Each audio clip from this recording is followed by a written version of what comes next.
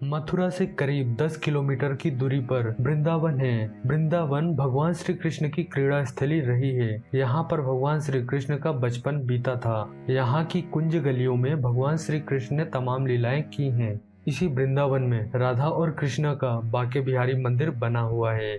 इस मंदिर की देश में ही नहीं बल्कि विदेशों में भी काफी मान्यता है। दूर दूर से भक्त यहाँ आकर बांके बिहारी का दर्शन करते हैं और उनका आशीर्वाद लेते हैं।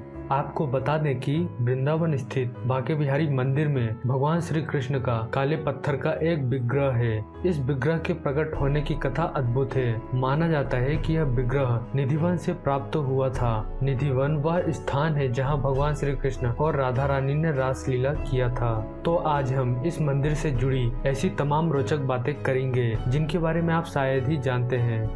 नंबर 1, तानसेन के गुरु स्वामी हरिदास ने की थी स्थापना। अकबर के नवरत्नों में से एक तानसेन को तो आप जानते ही होंगे। तो वही तानसेन के गुरु जिनका नाम स्वामी हरिदास था। तो बांके बिहारी मंदिर की स्थापना स्वामी हरिदास ने की थी। स्वामी हरिदास जी प्राचीन काल के मशहूर गायक तानसेन के गुरु थे। निधिवन के बारे में मान्यता है कि आज भी इस वन में नियमित राधा कृष्ण का मिलन होता है। इसलिए यह वन हमेशा से कृष्ण भक्तों के लिए आदरणीय रहा है। संगीत सम्राट तानसेन के गुरु हरिदास भी ऐसे ही कृष्ण भक्तों में शामिल हैं, जो निधिवन में कृष्ण की आराधना किया करते थे। ऐसी मान्यता है कि इस वन में बैठकर हरिदास जी गायन करते थे तो श्री कृष्ण भगवान उनके सामने आकर बैठ जाते और झूमने लगते थे। नंबर 2, स्वयं प्रकट हुई थी मूर्ति। स्वामी हरिदास भगवान श्री कृष्ण के भक्त थे। वे निधिवन में तमाम भजन आदि गाकर श्री कृष्ण की भक्ति किया करते थे। उन्हें राधा कृष्ण दर्शन दिया करते थे। एक दिन वृंदावन के लोगों ने हरिदास जी से कहा कि वे भी राधा कृष्ण का दर्शन करना चाहते हैं। तब हरिदास जी ने राधा कृष्ण की आराधना कर लोगों की बात उनसे कही। ध्यान व पूजन के बाद जब उन्होंने आंखें खोली तो इस मूर्ति को अपने समक्ष पाया था। नंबर 3, मंदिर बनने से पहले निधिवन में होती थी पूजा। मूर्ति प्राप्त होने के बाद स्वामी हरिदास जी ने शुरुआत में तो बांके बिहारी जी की निधिवन में ही सेवा की। फिर जब मंदिर का निर्माण कार्य संपन्न हो गया तब उनको मंदिर में आम जनता के दर्शन के लिए स्थापित किया गया।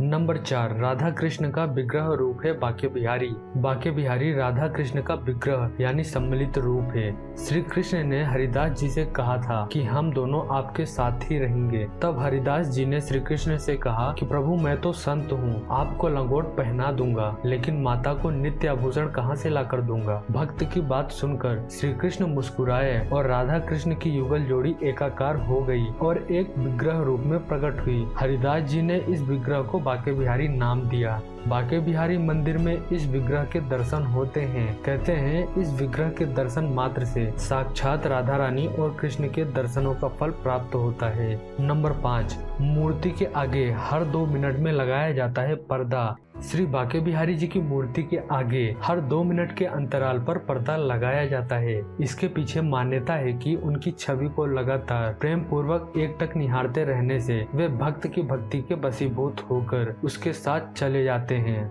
नंबर 6, मूर्ति की आंखों से आंखें मिलाते हैं भक्त। बांके बिहारी सिर्फ प्रेम के भूखे हैं। वही मान्यता है कि वे भक्त की भक्ति के वशीभूत हो जाते हैं। इसलिए आपको जानकर हैरानी होगी कि इस मंदिर में आकर आंखें बंद करके पूजा नहीं की जाती, बल्कि बांके बिहारी की आंखों में आंखें डालकर उन्हें निहारा जाता है। कहा जाता है कि बांके बिहारी की मूर्ति में एक ऐसा आकर्षण है जो भक्त को अपने ओर खींचता है और ऐसा भी कहा जाता है कि उस भक्त की आंखों से स्वयं आंसू भी गिरने लगते हैं।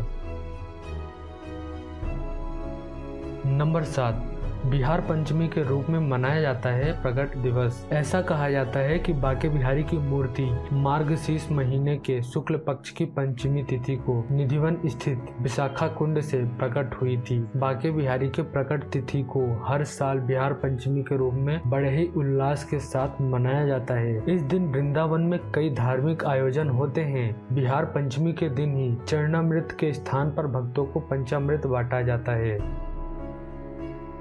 नंबर 8, सिर्फ जन्माष्टमी पर होती है मंगला आरती। बांके बिहारी जी के मंदिर में मंगला आरती साल में केवल एक दिन जन्माष्टमी को ही होती है। इस दिन बांके बिहारी जी के दर्शन सौभाग्यशाली को ही हो पाते हैं। नंबर 9, अक्षय तृतीया पर होते हैं इनके चरणों के दर्शन। बांके बिहारी जी के चरण दर्शन केवल अक्षय तृतीया के दिन होता है। मान्यता है कि इन चरण कमलों का दर्शन जो करता है तो उसका बेड़ा पार ही लग जाता है।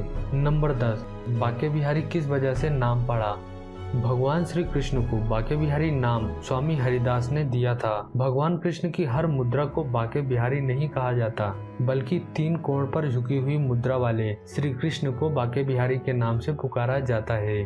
3 कोण यानी होठों पर बांसुरी लगाए, कदम के वृक्ष से कमर टिकाए और एक पैर में दूसरे पैर को फंसाए हुए मुद्रा में श्री कृष्ण को बांके बिहारी कहा जाता है। वैसे तो बांके बिहारी के मंदिर में हमेशा ही हलचल होती है, काफी तादाद में लोग दर्शन करने आते हैं। यहाँ आप जब भी जाएंगे तो यहाँ पे आपको भीड़ ही मिलेगी। इसलिए मैं कहूँगा कि जब भी आप कभी वृंदावन जाएं तो बांके बिहारी के दर्शन जरूर करिएगा। तो दोस्तों, वीडियो कैसी लगी आप हमें कमेंट में जरूर बताना, और वीडियो अच्छी लगी हो तो वीडियो को लाइक और शेयर करना, चैनल को सब्सक्राइब करना मत भूलना। Thanks for watching.